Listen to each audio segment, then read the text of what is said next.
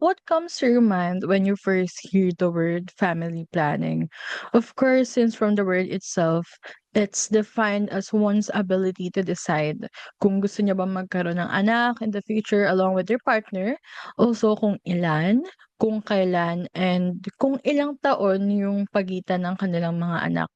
Siyempre kasama na rin dun yung desisyon ng isang tao o ng mag-partner na hindi magkaroon ng anak at all. Like, no. No talaga. Or siyempre, adopt a child in an orphanage or buy a pet instead. Pero kasi, assumingly, um, lahat naman tayo gustong magkaroon ng anak na aantabay sa atin sa pagtanda. So, ano nga ba yung mga proseso for one to plan accordingly in having a family? First and foremost, education. By having an access to accurate information, we will be aware of the possibilities, lalo na sa iba't ibang pamamaraan para maiwasan nating mga babae yung unplanned pregnancy. So this includes the use of contraceptives, barrier methods, or on a biological sense, a way to prevent one from getting pregnant through artificial means or a natural way, in simpler terms, para hindi mag-meet si sperm at si egg cell. So ano naman to? Syempre the common ones, condoms and hormonal birth control. So we also have the so-called diaphragm na maliit na silicone cup na nilalagay sa loob ng private part ng babae para matakpan yung cervix. Then condom, pwedeng male or female condom para na rin maprotektahan tayo from any sexually transmitted disease. And hormonal birth control, pills, injectables, or implants para mahirapang makapasok si sperm cell sa ovary ng babae. And on a moral sense, this is any kind of ways to stop the process of pregnancy before, during, or after the sexual intercourse. Next is sex education. Since simula pagkabata, alam ko tinuruan na tayo ng mga teacher natin about our reproductive system, such as yung mga function ng reproductive parts natin.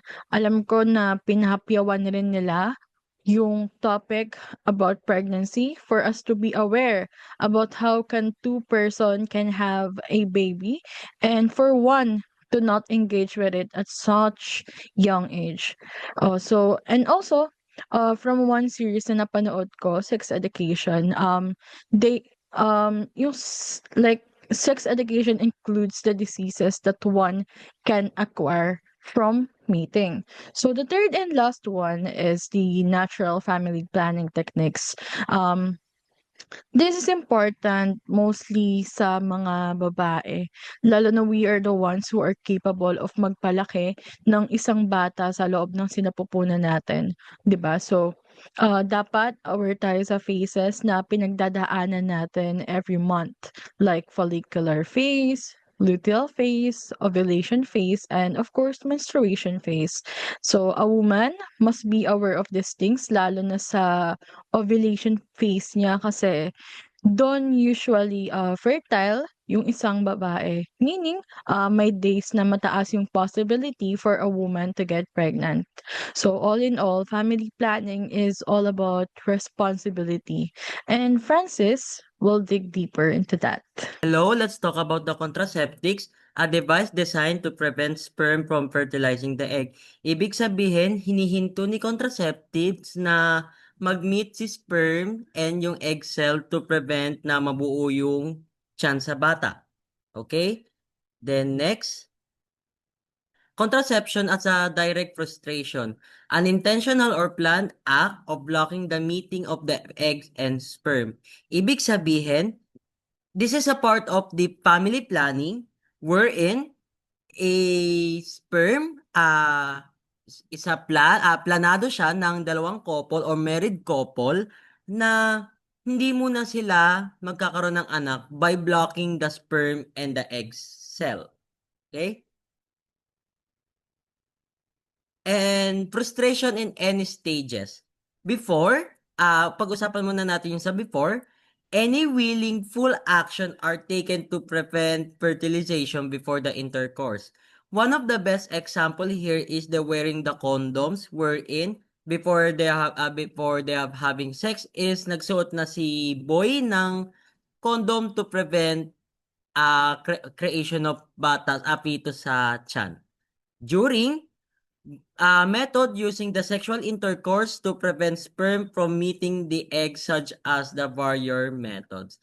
So, ayun nga po, nabanggit po dito yung barrier methods and one of the example here is the withdrawal method wherein habang nakikipagtalik po sila, nilalabas po ni lalaki ang kanyang similya sa kahit saan parte ng babae basta sa ilabas ng kanyang vagina.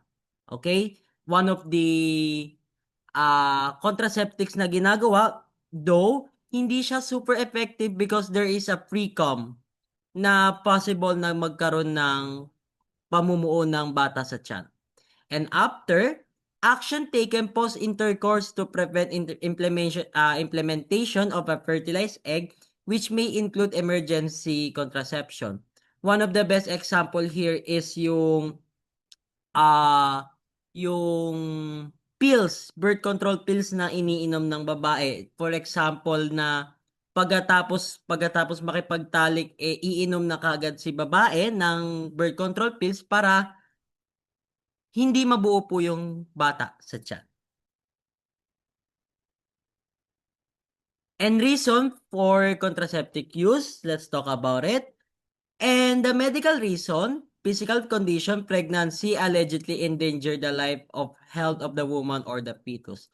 Ibig sabihin, if ever na may sakit po ang isang nanay or isang bata, mas pipiliin na lang po na hindi na lang bumuo ng isang bata kasi merong silang iniindang sakit. Okay? And condition like eclampsia or hyperemesis may also warrant to use a contraceptive for their maternal health. And lastly, contraceptive can help space pregnancy to reduce health risks associated with time birth, which contributes the high infant mortality rate. And psychological and eugenic reason, let's talk about the psychological. Such fear of having children or possible danger, rather, in pregnancy and childbirth can influence the decision to use the contraceptives. Like for example, if there are two couples are not ready enough to create a child, like for example, mga mag-girlfriend, mag-boyfriend, of course, they are not financially enough. So, iisipin nila na hindi pa nila kaya dahil meron pa silang career na tinitake. That's why kaya gagamit sila ng contraceptives. And sa eugenic reason, may include the defensive or avoid having children with suspected genetic deficiency, aiming to create a better human race. Like for one of the best example here is some people na nagpapatest sila in terms of their genetics kung ano ba yung dinadala nilang genes na sakit. One of the best example here is the Huntington disease. For those who doesn't know the Huntington disease, wherein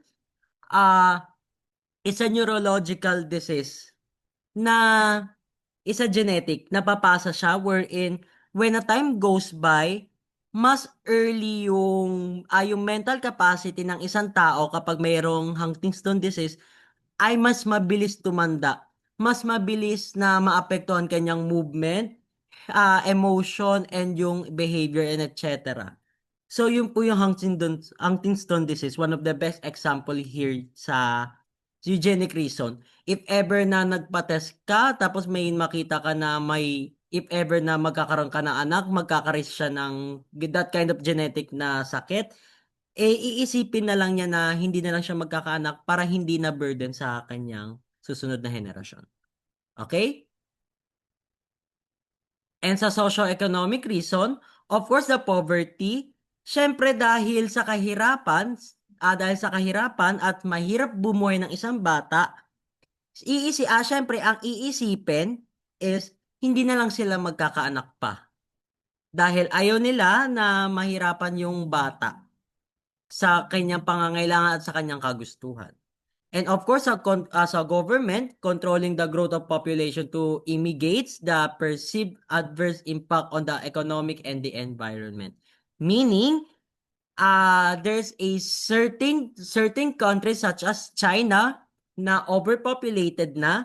That's why there's a policy, it's either one child policy or naging two child policy na wherein kinokontrol nila ang population sa bansa na yon dahil overpopulated na siya. Kaya there's a certain policy related sa contraceptives. And that's all. I would like to say thank you for your listening and have a good day.